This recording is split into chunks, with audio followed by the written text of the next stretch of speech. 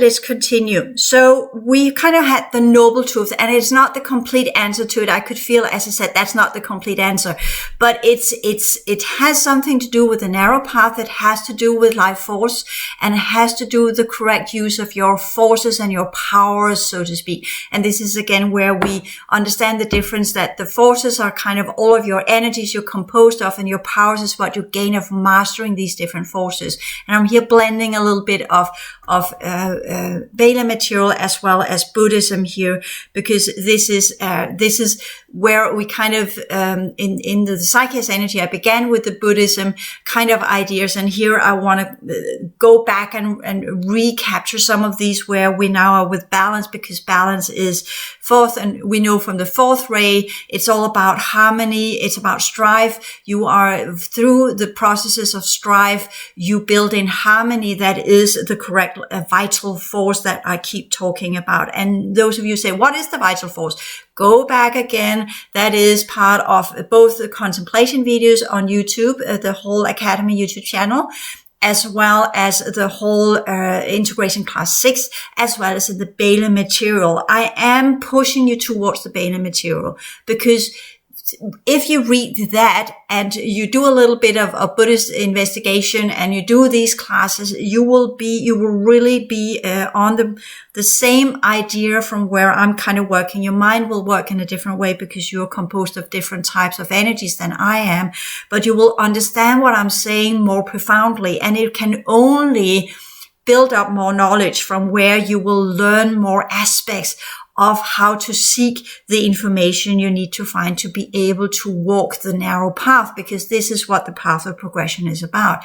It's not about being on the right side or the left side, as I was shown in that dream with the road that were going in or to left or right as a kind of fork, and the elder was in the middle. Why was he in the middle? Why was he there in the staff with the middle?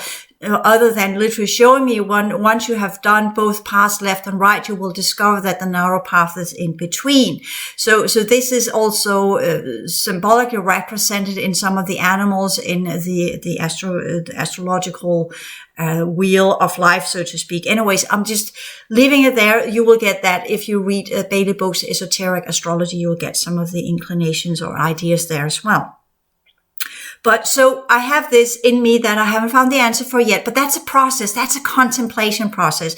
The contemplation process is not that you sit down and then you get all the answers. No, this is something you go and you chew upon. It's in my heart. It goes from my brain to my heart. And I keep thinking about some of the depictions that have been made over time, as in kind of you have the 7 center chakra system that kind of goes with the lower fields and what have you. But once you go into the inner or the center of your forehead has its own system where you literally build into different layers of mental energies, which the Bela material also talks about. Anyways, this is just a lot of stuff that comes in.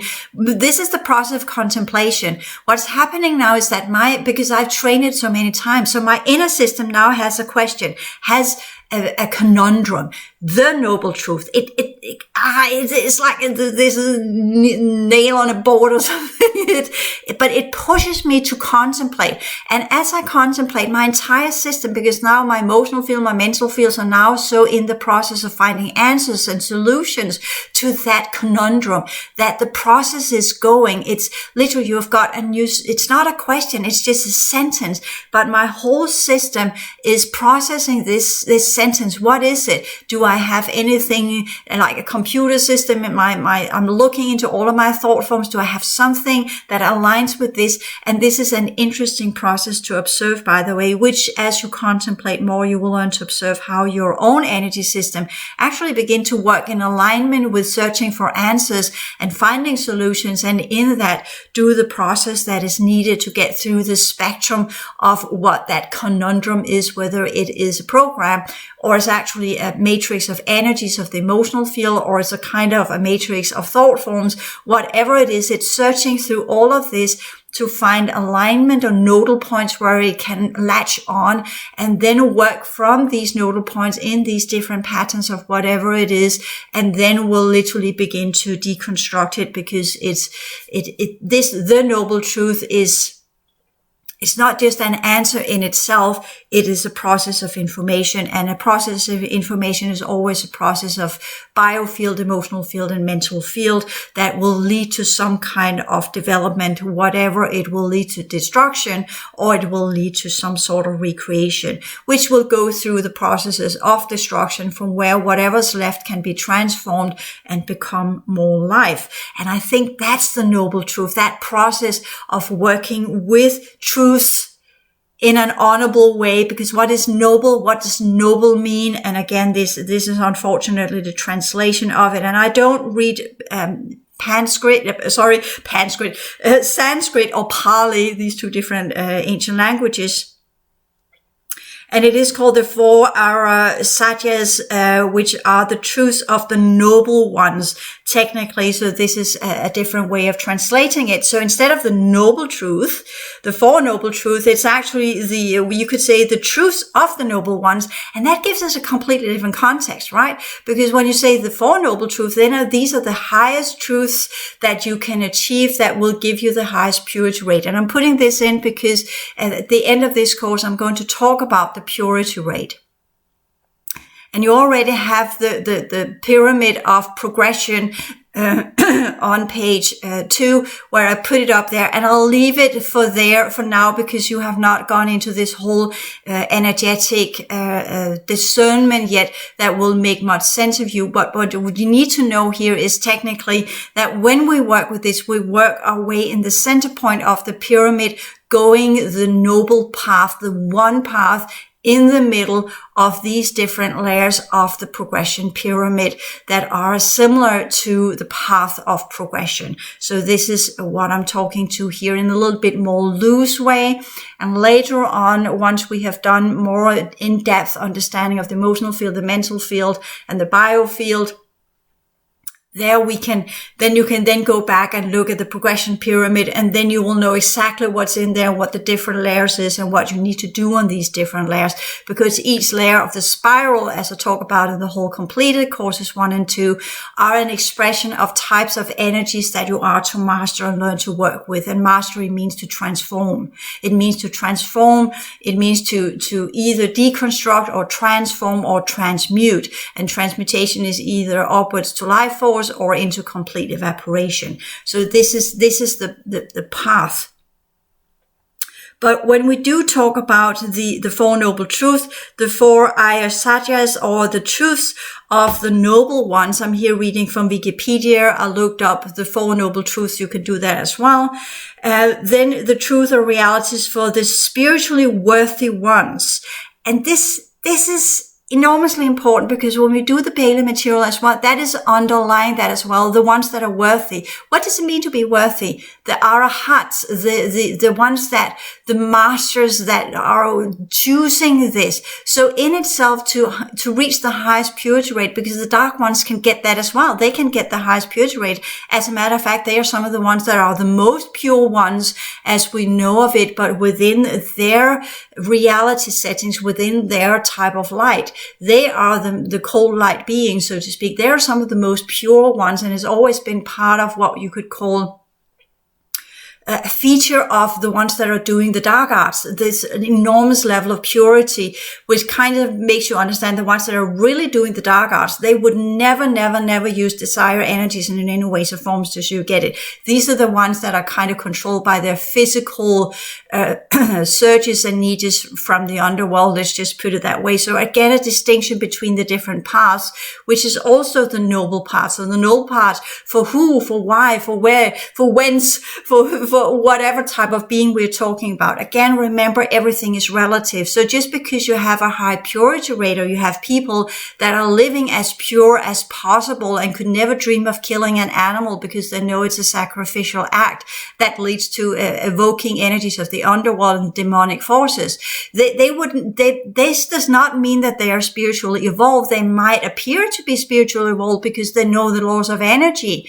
But at the end of the day, what does it mean to be truly honorable? What does it mean to be a noble person that is worthy, spiritually worthy? But being spiritually worthy is, again, if you are under the dark rishis, well, then you are spiritually worthy within their system to become a master within their system and within their frames of reference.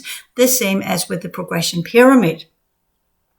So again, this difficulty, as well as when we do with the dark ones, they end up being under the law of masterhood of someone who's higher than them, that are controlling them, even though they are very strongly individually. They are not completely on their own. Whereas in we could call the progression path, we are having more a loose connection, where our ability to relate to others and build the correct relations according to what they can do and what they can receive and what they can contain. We are having this very kind, this is the true compassion, but very kind demeanor that renders us harmless to these people. We're doing our path, and we're doing the noble path for us. But we are not affecting other people with what we are doing. We are keeping it to ourselves, because this is us choosing the narrow path. This is us doing this for the sake of what we have been made of, because we know that once we are mastering that level to completion, we will also have the correct relations to others and assist them and amplify them in what they need, and not what you need, but what they need, so that they can be led to wherever they need to go, whatever they choose to do, and you will have the compassion of that. That involves the dark ones and the demonically possessed. You will know what they are, and you will, from your level of true compassion, understand that and respond in a manner that does not cause harm to their choice. People have to get to the point where they are done with it, when they don't have the desire for that power anymore, because it is a type of power, okay? They're using forces to get that power. It's a choice. Nobody's a victim once you get to these levels of reality. That is done by a choice, and a clear choice. So we're doing the same clear choice when we are building vital force of the noble path, or the noble truth. So that is, again, understand the relativity of things, so that you don't think just because you're spiritual, you're a good person. Not necessarily. Just because you're doing the rituals of purity does not make you a good person. Not necessarily. You might be good in your human form, but you don't know what's behind it. This is also one of the unknowns that we are working with. So the Four Noble Truths, or that is the complete understanding for those who are doing the path of understanding. I'm not here saying liberation, even though the path of liberation is what is said in the Buddhist material, because that kind of goes, again, this interesting thing that it is the path of liberation, and it has been turned into be a path. The liberation is the compassion in itself, when in fact that when we really go back and understand that the path of liberation is about the warrior monk, then you kind of again, I'm just saying there are things there. Don't take for granted what you read and what people have interpreted to be, because it's kind of political. Everything has an agenda, right? But in Buddhism, as we know it now, and we talk about that, if you watch the courses in the Psyche Energy, you will know this. It will not come as a big surprise. But in the Four Noble Truths are all about dukkha, or suffering, incapable of satisfying, or painful, and I'll call it frustration. So this kind of, you will have frustration, that is an innate characteristic of what it means to be part of this world, and it's called the realm of samsara, and I already mentioned that earlier in the previous video. It's kind of being part of the wheel of life, including incarnation, including the relooping, including everything that's going on here. So this is where you take instead of saying the psychological level as in kind of, oh yeah, it gives me suffering, it gives me pain, it gives me cognitive dissonance, it makes me feel uncomfortable, it makes me feel sad, I feel deceived, I feel victimized, I feel all these kind of emotional electrochemical responses, which you now know, to the world as it is, and change that into from yourself. That's part of the psychological process where you learn this is probably a path of liberation. And in many ways, you can take the whole warrior thing. As I said, who are you actually fighting? Is it self? Is it others? Who is it? And you will end up understanding. And in the end of the day, the war that you have is within yourself. That's the kuruksha, as it's said in the Hindu text, as well as it's said in the Bala material. You're not fighting the world, you're fighting yourself. And then you will understand the realm of samsara, the realm of rebirth, is not just the world as it is and how the world presents itself in the programs, what's going on out there, which can lead to a great deal of suffering as you discover that what you thought the world were, it turns out is something completely else. And that disappointment gives you suffering. And while you adjust to that perception of reality that is suddenly not what you anticipated it to be and what you assumed it were, and then you discover it's something else. That's the cognitive dissonance. That is where you need to adjust your belief systems. That's where you need to adjust your frames of references so that you get frames of references that are more in alignment with where you are now in your psychological processes. So that gives you meaning and purpose of why you need to do this. And as you have gone through that process, you will then deconstruct that and create something else that is in alignment with where you then are on the path and where you then are in your process of dealing with information and what comes your way. And that is part of the purity process as well. Learning when to construct things so you can actively navigate in where that energetic setting you're in, imposing a system upon it so you can work your way through it because you create it. And it, according to the information that's already there, and there might be programs, and there might be technologies, but at the end of the day, it's your purpose that makes you go through that band of energy because you impose a meaning to it by creating a frame of reference or a dynamics and processes from where you can understand the soup that you have got yourself into. And once you understand that, then you can move forward and create your path via the noble truth of always being in balance. So that is kind of the dukkha, learning to use the dukkha as a kind of when you feel suffering, well, then there's a process that must be embarked on. When you feel dissatisfaction and when you feel, I can't be satisfied by this, then it means it's done. It's over. It's completely, it's kind of, it serves no purpose anymore. It gives me no rush. It gives me no knowledge. It gives me absolutely nothing. And then it's just, you just must extinguish it. You just must get rid of it. Let it go. And then the sacrifice is easy because you're done with it. You kind of feel like almost like it's vomiting a boredom over it. That's why you're done with the process. That means you have learned what you needed to learn. There's absolutely nothing more in it. And you must deconstruct and move on. You can't cling on to it because then it will be like, again, beating the dead horse and wanting to move. It can't. It's done. It's over. It has no more energy in it and you must let it go. You must burn it up and let it go. No matter what it is in life, no matter what it is inside this reality program, even if it's your dearest relationship to someone, if it's done, it's done. Okay? So this is where that's the really difficult part for most. And it's kind of when you read it, you think it's a kind of a mental process or done in mindfulness or psychological work and what have you. No, this is in the realm of the world. This is once you have understood your own psychological processes, it must be effectively implemented into your reality setting. You must change the way you live because otherwise you have learned nothing. It's mental, emotional, physical. It must manifest so that it can begin to go into its cessation where it can cease to exist because it has begun its entropy and crystallization process. Using this is in a positive way. So that is working in alignment with the processes of the world you're part of.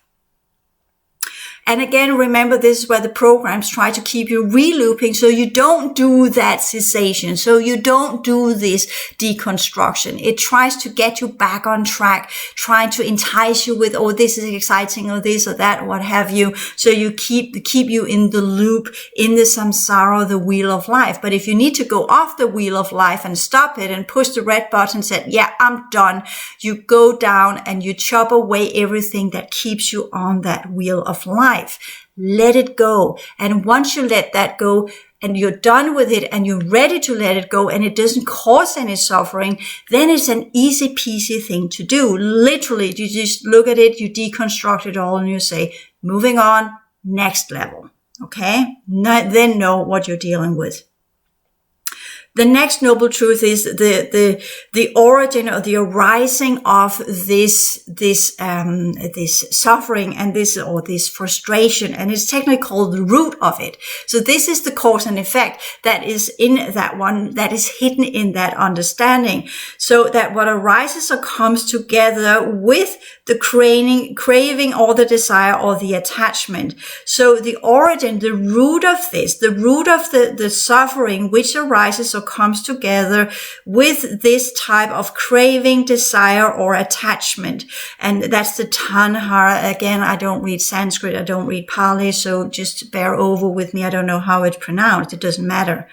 But this is where you go to the root cause of things, similar to go to the root cause of the program. You go to the code system of it. What is causing it? Is it technology? Is it a parasite? Is it a belief system? Is it a program? Is it previous lifetime origin? Is it something that you have brought with you that are part of your emotional field from prior lifetimes? What is going on here? What's the root of this that is constantly keeping you in a re-loop of pain and suffering and dissatisfaction and frustration? What is causing this? Cause and effect. Learn that dynamic. Go to the root, get the root, tear up the plant with the root, and then the plant will dissolve and never ever come back because you have removed the seed of everything that is coming from that root. And then it's a nirodha or cessation or ending of this suffering can be attained by the renouncement of letting go of this tanha, this root, as I just explained here, as well as there are two ways. Go to the root and tear up the plant and get rid of it and burn it all. And there you and make sure all of the seeds are gone as well, which is the symbols inserted into your energy field. Or literally just go in with the understanding of the desire and live it through so that it burns out. I'm not saying if you have a high sexual craving that you go out and fuck everybody. I'm not saying that because that will just lead to more, because there are some energies that once you begin to just let them run amok, they will grow and they will become even more parasited, and then they'll be imbued with demonic energies, and then you're kind of lost to the possession of what is obsessing you. And there you will be possessed by the obsession, which can both be energetic parasites or underworld stuff or dark forces. And then you're kind of lost. And that is where you really need to stop yourself and say, that's not the path. This is not leading to a balance. On the contrary, it appears I'm being dragged down under, or I'm being drawn so far to the left that I'm kind of losing compassion and sensitivity and what have you, and are beginning to think thoughts that are really kind of crazy. So perhaps you should stop that one. Okay. The obsession takes control of you.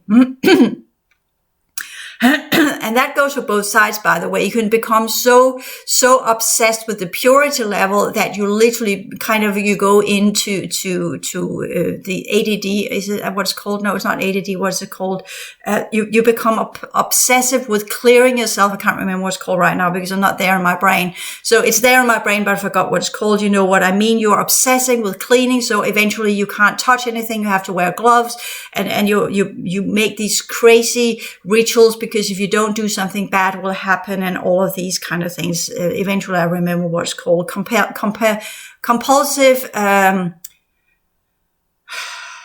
something disorder. Anyways, I forgot it. It's not where I am now. So, with this, sorry about that. I got a little bit annoyed there because I hate when I want to use examples and my mind is so far from that scientific understanding of what it is. Then there is this breach, this gap between my brain centers, and I can't find the right the right word for it. So anyways, you know what I mean. Look it up. You have seen many exemplifications of this. So the ending of this is kind of understanding that keeping it back in balance, and then it wears out naturally. If you're done with it, you're done with it. Don't try to cling on to it, because then it will create frustration as well.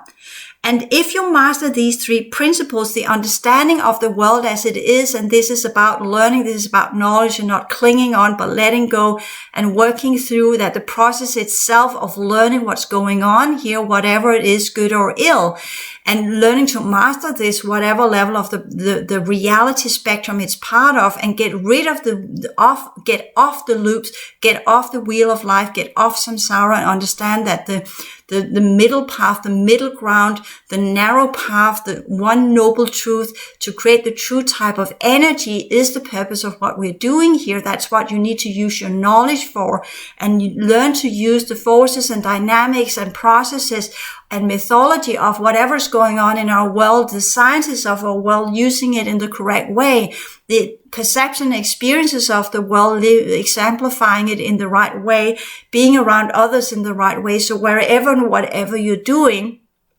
you're mastering the energies, and you're always creating a higher type of energy instead of a lower type of energy that is kind of giving the optimal outcome for whatever you encounter, whether it's yourself, your inner processes, or your outer processes, or part of reality. You will always create a higher value of what you have encountered. You will always make it more beautiful, even though it serves no purpose, but it's just the process of making things beautiful, creating harmony out of strife. That is the selfless process. It has no purpose in that manner other than it has a grand purpose for reality itself. And then finding the root and the origin of it. That's a psychological work. You go to the root of it, or the technological work, or what have you, all depending on what level it is. You go to the root so you can tear out the root and everything, the seeds, the symbols, the technologies, the parasites, the energy patterns, the belief systems, the thought forms, whatever it is that is the root that is creating these desires and these tendencies or these notions or what have you, all depending on what field you're working on. Then you go to the root, and then you dismantle it, and the whole matrix of whatever that is, the whole pattern of whatever that is, will fall apart and crumble into dust and cease to exist. As well as once you have learned these kind of things, and you learn this is what the game is all about, you will quickly get to the point where it gets boring. It might take a couple of years or 3 years or 4 years, what have you. But after you've done it a number of times, you know, this is the drill, this is how it goes. And then you look at it, and then you just really say, I can't be doing that again. Not because it pisses you off or because you get annoyed or you have any negative emotions connected to it, but you're just looking at it and says it no longer serves any purpose. I've learned what I need to learn. And then you know exactly how to deconstruct it all, and you do it without any emotional attachment or connection or anything. It's just, you're just looking at it, and you know it served its purpose, and you just let it go without any grandeur, without any big cry, without any big emotional relief or anything. That's part of the path where you release on the 3-layer system that you're part of. There you can have an emotional reaction, or you can have that thought forms that comes afterwards and then pushes you to the next part of that matrix that is part of a process of dissolving the different roots, because there are many roots in a garden, remember.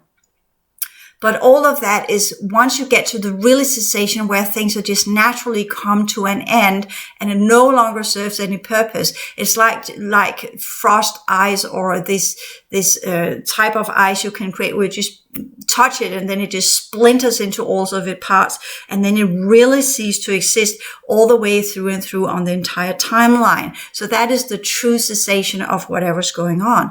And as you master these 3 simple foundational dynamics of the 3 fields of the reality you're a part of, then you will begin to walk the Eightfold Path.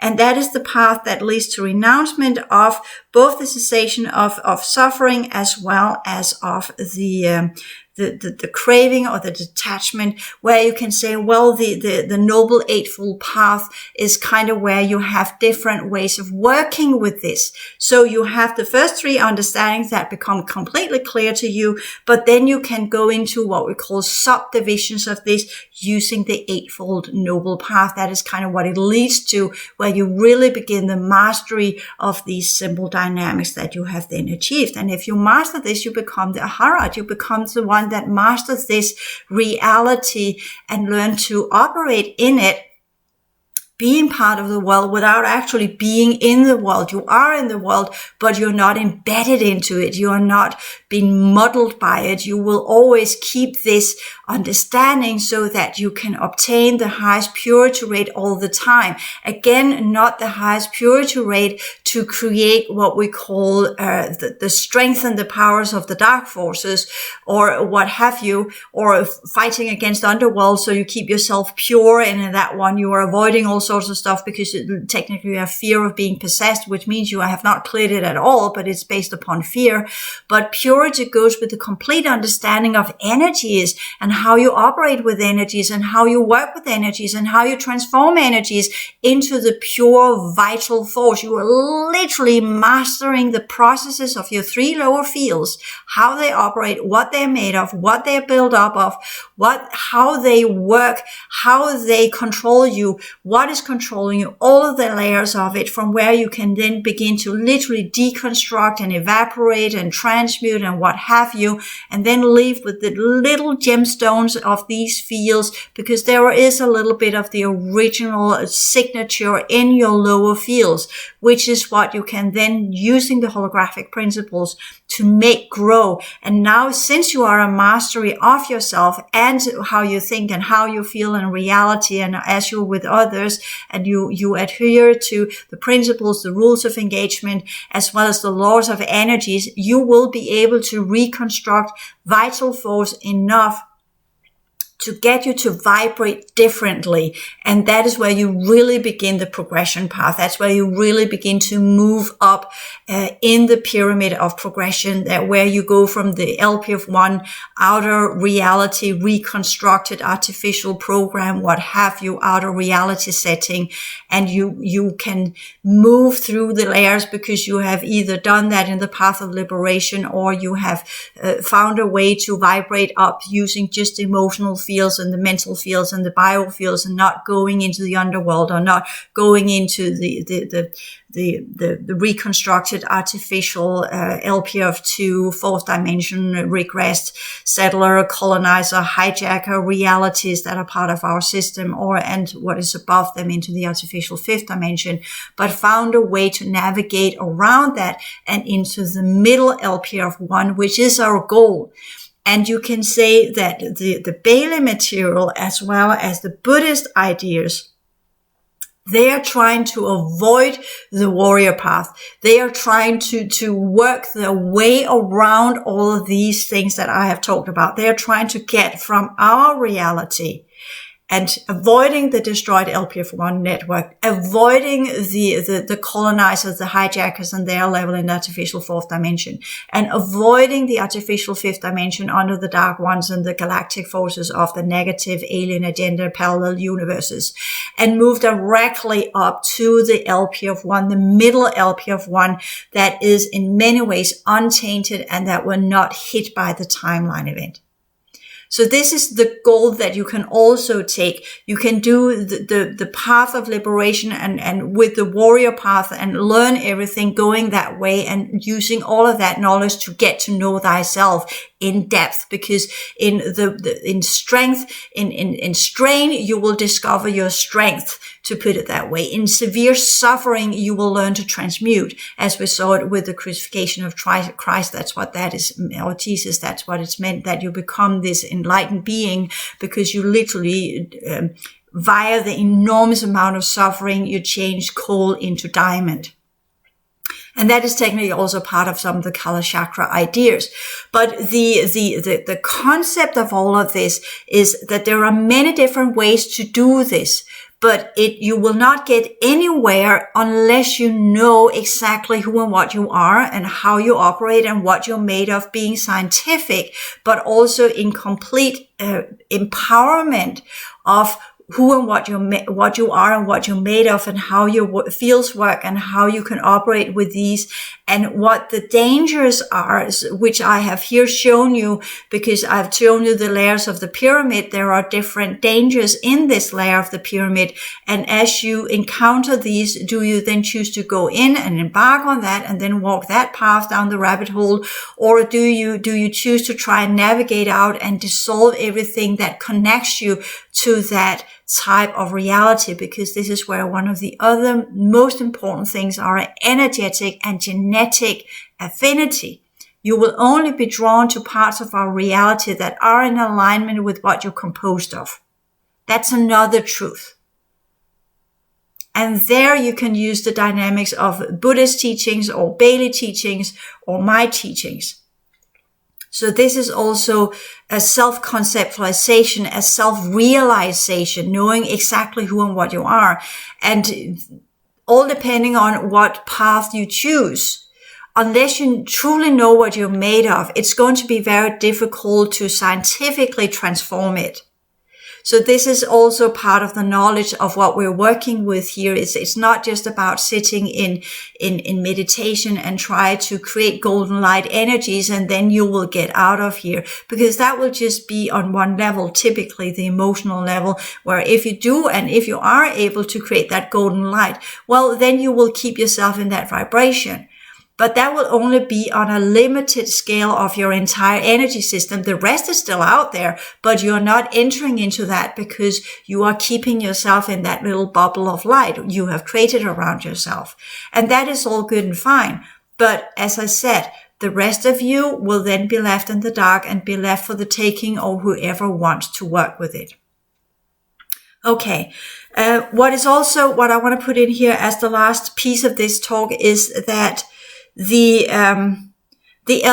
new grant cycle is chewing its way. It is chewing its way from the middle LPF1 level, which is taking under control, and by that are beginning to shifting it out into the true worlds. And then it will literally blast everything beneath that into oblivion. So this will come eventually. And what we can do as that happens, because it chews away the middle LPF1, because everybody knows that the outer layer of the LPF1 network is completely destroyed and under forces that is of no use for anyone. And the true worlds are letting that one go. So once the process of the middle LPF1 is done, they will retract and pull everything out. And then the only thing we will have left is that what's called the restoration program, or that little area where we can move into, from where we can continue our evolution, so to speak, outside this system. But we have to build the path to get there. We have to transform our energies to get there. So when I say again, finding the goals that we need to work with, either to get to the LPF1, the middle LPF1, which will be positioned, what you could say, outside of our system, in what's called the higher layers of the middle domain of the original reality field construction. You can technically, via your template, or if you still have that, and via your original genetics, if you can purify these, you can yourself create a gate from your template level and the energy systems and the correct vital force, create a gate system in your field from where you will move. That's your personal gate, your personal exit that you will create. You will not use the global gates of the other LPF1 systems, but you will use your personal gate where you will, whatever's in you will be pulled out as genetics. Due to the laws of energetic and genetic affinity to the LPF1 and the original lineages you belong to, and you'll be drawn there because you've created that, and then the rest of you will decompose and cease to exist, and the gate will close. Nobody else but you can move through that gate, or the higher levels of you that are in alignment with the LPF1 level, what you used to be at that point. And that's where the memory of some of the who and whatever you were in the workstations before the timeline event will become important. And that's why I began searching the artificial artificial LPF2 and the artificial LPF3 to see if there was anything on the timelines there. And to be honest, I don't really think there is, but some of you will be drawn there. And then it's not a matter of finding something that belongs to you, but complete deconstruction. So you're released and liberated from these reality fields. So that all depends on who and what you are. And the same goes with the restoration program. If that is what you set your energy work up to, that will be your frame of reference. And there you will use the processes, the knowledge, the dynamics, your forces, whatever you come up with using my teaching system or another or Bailey material or the Buddhist teaching system. It doesn't matter. They kind of go all with this understanding of transformation of energy.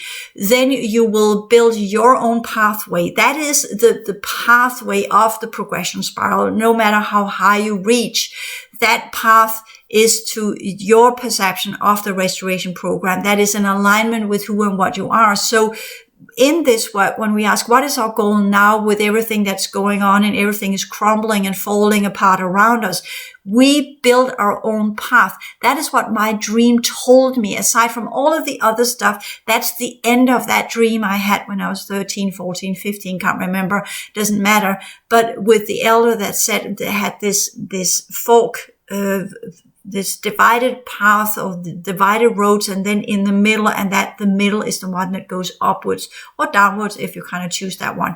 But either way, it's kind of that goes up, and that is the path out. But we are building it.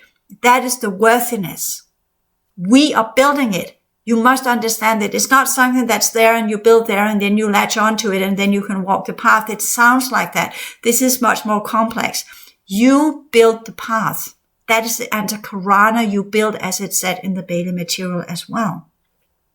So the work you're doing is building that energy system, reviving these energy connections to your original consciousness units, that in the end of your life, whenever that is, once you have done this work in the correct way and manner, you will begin to see that gate system. It will become part of your inner field, and you will know that's your personal gate. And it will change as you develop and continue your progression path. As you get higher levels of knowledge, that gate will change in form and shape and light and structure, because your genetics will change, but it will always be part of your template. It will always be part of what you have developed. And that's the path out. That's the true path.